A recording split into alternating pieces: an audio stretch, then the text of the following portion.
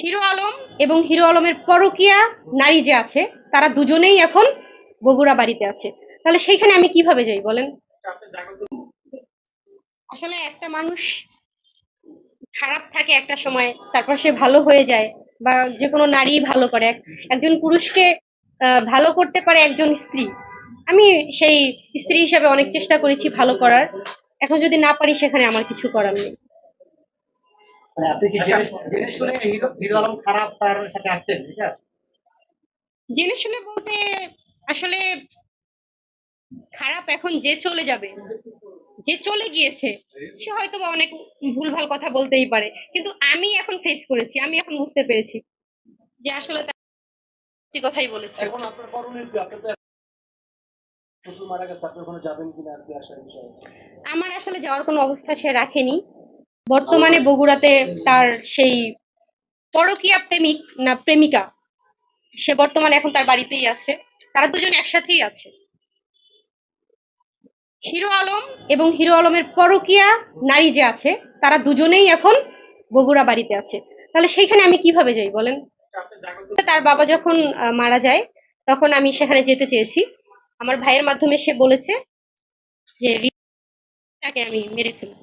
আপনি এমনিতে তো ২ দিন গিয়েছিলেন হিরো আলমের বাবাকে দেখতে। আপনার শ্বশুর। দেখতে যাব কেন? আমার শ্বশুরের কাছে তো আমি তাকে এনে আমি হসপিটালে আমি নিজেই ভর্তি করিয়েছি। দেখতে যাওয়ার কিছু নেই, আমি তো তাকে টেক কেয়ার করার জন্যই গিয়েছি বা থাকার জন্যই গিয়েছি। যদি সেখানে গিয়ে দেখি আমি অন্য কিছু, তাহলে তো আর সেখানে থাকা পসিবল হয় নাই আমার কাছে, তাই না?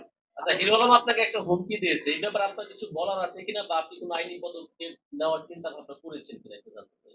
কি হুমকি ভাইয়া? আপনাকে মানে হত্যার একটা হুমকি। সেটা তো চলে গেছে, তার বাবাকে দেখ করবে এরকম বিষয়, সেটা চলে গেছে। হিরো আলমের সাথে কথাটা আপনি বুঝেননি। মানে আপনার না সাথে আমি কোনো বুঝিনি। আপনার সাথে কি হিরো আলমের কোনো কোরআন সফর টফর কোনো কিছু নিয়ে হয়েছে? প্রমিস করেছিলেন আপনি? না, স্বামী স্ত্রীর মধ্যে আসলে কোরআন শরীফ নিয়ে প্রমিস করতে হবে কেন? এমনিতেই তো আমরা একটা বন্ধনে আবদ্ধ, তাই না? আপনারা তো সেটা সেই জন্য নাকি আপনাকে পছন্দ করেছে। এরকম একটু অভিযোগ। না, এরকম কোনো বিষয় নেই। আপনারা তো বিয়ের আগেও একসাথে অনেকদিন ছিলেন, ঠিক আছে? ভাই, আমি আমি যখন তার সাথে কাজ করি, 15 দিন মেবি কাজ করেছি। 15 দিন কাজ করার পর কিন্তু আমি আমার মতো বাসায় ছিলাম। তারপর যখন দেখলাম তার স্ত্রীর সাথে তার তখন ঝামেলা চলছে, অলরেডি নুসরাত তাকে ছেড়ে চলে গেছে। যখন আমি তার সাথে কাজ করি সেখানেও আর একটা কন্ট্রোভার্সি কাজ করছি, সেজন্য তার সাথে কাজ করাও আমি বন্ধ করে দিয়েছিলাম। বন্ধ করে দেওয়ার পর আমি দেখছিলাম যে তারা মিশে যাক, একটা সংসার না ভাঙুক। কিন্তু না, নুসরাত তাকে ডিভোর্স করেছে। তারপর 3 মাস যাওয়ার পর, তারপর তার সাথে আমি বিয়ে করার পর তারপর আমরা কাজ করেছি একসাথে। ঠিক আছে? এই বিষয়টা আসলে দেশের অনেকেই জানে না। তারা ভেবেছে যে আমরা বিয়ে বিয়ে ছাড়াই একসাথে ছিলাম, কিন্তু না।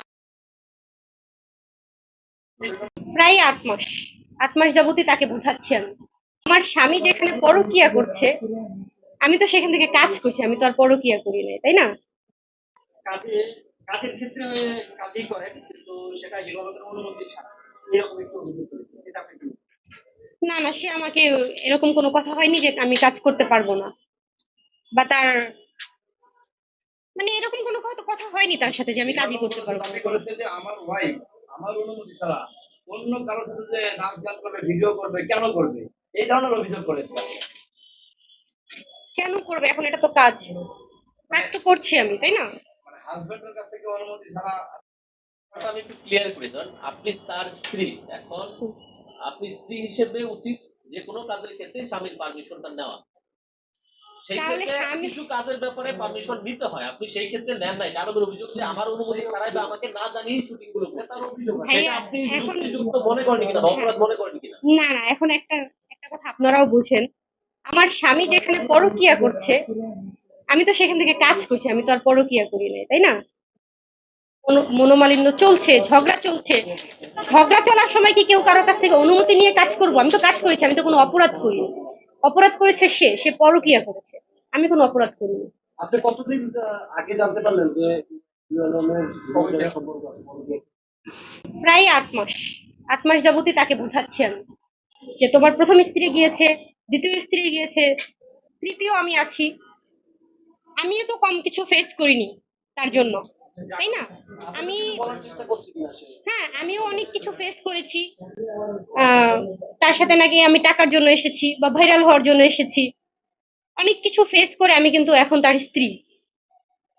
যখন এসব কথা শুনেছি তখন আমি স্ত্রী ছিলাম, কিন্তু আমি ওভাবে মানুষকে বোঝাইতে পারি নাই যে আমি তার স্ত্রী। বা আমি যখন তার লাইফে আসছি তখন অন্য কেউই ছিল না তার লাইফে। সে কি মিডিয়ারই কেউ? এখন যার সাথে সে পরকীয়ার সম্পর্কে আছে সে মিডিয়ার কেউ না। আপনার বক্তব্যে আমরা জানতে পারলাম যে বিগত যে দুইটা স্ত্রী চলে যেতে হলো বাকি তাদের কারণটা কি? তারা কি কারণে গেছে সেটা তো তারা তারা ভালো জানে। তাছাড়া তার দ্বিতীয় স্ত্রী কি কারণে গিয়েছে সেটা আপনারাও ভালো জানেন। আপনাদের আপনাদেরকেও তো বলেছে কি কারণে গিয়েছে। আপনার মধ্যে যদি আপনার সাথে তো দেখা হয়েছে, কথা হয়েছে, একসাথে ছবি দেখেছি। লুৎফাতের সাথে আপনি দেখা করেছেন। আসলে তার সাথে সম্পর্কটা হিরোর ব্রেকআপ হলো কি কারণে বা গেল। আবার আপনার সাথে এখন শুনতেছি যে ব্রেকআপ হয়ে যাবে বলে একটা সিস্টেমে চলে এসেছে। আসলে কি কারণে গেছে এই বিষয়ে জানতে চাচ্ছেন ভাই। ওনার দ্বিতীয় স্ত্রী গিয়েছে এই কারণেই। উনি আসলে ওকেই লিপ্ত থাকে বেশি। তখন কি আপনার সাথে পরকীয়া লিপ্ত না, আমি তখন তার লাইফে আসিনি। আমি তার লাইফে আসছি কখন?